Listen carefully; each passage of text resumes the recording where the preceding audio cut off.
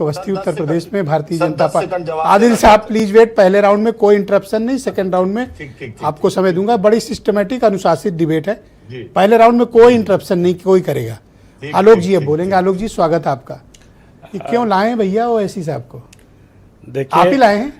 देखिए ब्रजेश जी, जैसे कोई भी व्यक्ति पार्टी बना सकता है, हमारे आप भी बना सकते हैं, कोई भी बना सकता है। वैसे ओवैसी साहब ने पार्टी बनाई है, अब उनकी पार्टी है तो वो चुनाव लड़ेगी, उसके कैंडिडेट भी होंगे, उसके लोग भी होंगे, उसको कोई उसको कोई ड्राइव कैसे कर सकता है।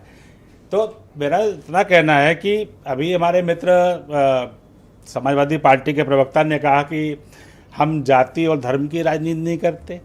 ऐसी बेशर्मी भरा बयान, ये केवल जाति और धर्म की राजनीति करने वाले वो कह रहे हैं कि हम जाति और धर्म की राजनीति नहीं करते। मुस्लिम तुष्टीकरण के सबसे बड़े अगर कोई अगुवा हैं तो श्रीमान अखिलेश यादव जी हैं, उसके साथ साथ राहुल गांधी जी हैं, उसके साथ साथ अन्य दल भी हैं, ओवैसी भी हैं, और ओवैसी स्वयं है। वो तो खाली मुसलमानों की ही बात करते हैं और उसके बाद कहते हैं कि हम सेकुलर हैं।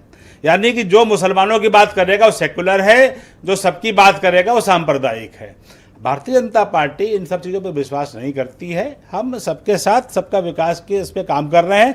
चुनावी आंकड़ों के हिसाब से अगर बात कर लें तो स्वर्णिम काल 2012 में था श्रीमान अखिलेश यादव का, जब वो 224 सीटें लेकर के आए थे और उनका वोट प्रतिशत 29 था।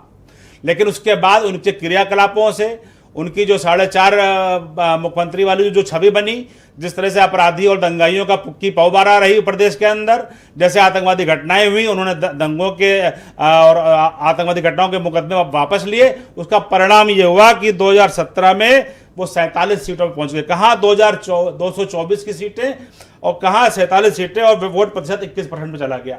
भारतीय जनता पार्टी 312 सीटें लेकर के आई और गठबंधन के साथ 325 सीटें हमारी थी।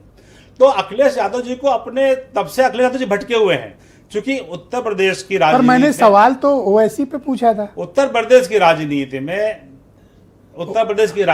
में गड़बड़ा मत दीजिए जी बीच में पूछ करके। तो उत्तर प्रदेश की राजनीति में मुख्य विपक्षी दल अखिलेश यादव जी हैं, ये हम सब जानते हैं। और हमने लगातार उनको हर चुनाव में हराया है, चाहे पंचायत का चुनाव हो, चाहे लोकल बॉडी के चुनाव हो, चाहे नगर निगम का चुनाव हो, या कोऑपरेटिव का चुनाव हो, विधानसभा का चुनाव हो या लोकसभा का चुनाव हो। 2024 की वो मिसाल देंगे कि 2024 में उन्होंने हमें हरा दिया था। ठीक है, आपने एक वातावरण बनाया, उसका आपको लाभ मिला, लेकिन 2024 बाद 2025 भी आया। अब आप 4 मिनट से तकरीर कर रहे हैं, आप सवाल लीजिए। एक मिनट, बस एक बात फिर ले लूंगा आपकी बात। 2024 के बाद 2025 भी आया था और 2025 में 10 विधानसभा सीटों के उपचुनाव हुए थे। मात्र 2 सीटों पर आप आए थे और आपने अपना पुराना प्रदर्शन 2025 में फिर से दोहरा दिया था। अब सवाल पूछूं? हाँ, आप ले सकते हैं, लेकिन हम इनकी परवाह नहीं करते, चाहे सब इकट्ठे हो जाएं या सब अलग अलग लड़ें। 2022 में सब प्रयोग करके देख चुके हैं, मायावती जी को साथ में लेके लड़ेंगे, लेकिन कौन कहां अब सवाल लेते, आइए सवाल जवाब करते। लेकिन मैंने तो आपसे सवाल अखिलेश यादव पर नहीं, असदुद्दीन ओवैसी पे पूछा था, और आपने 4 मिनट की तकरीर में 90% समय तो केवल अखिलेश यादव को दिया। ओवैसी पर बोलने में कोई पाबंदी है? नहीं, ओवैसी, मैंने कहा ना, ओवैसी भी अपनी पार्टी बना के चुनाव लड़ते हैं, हर राज्य में लड़ते हैं।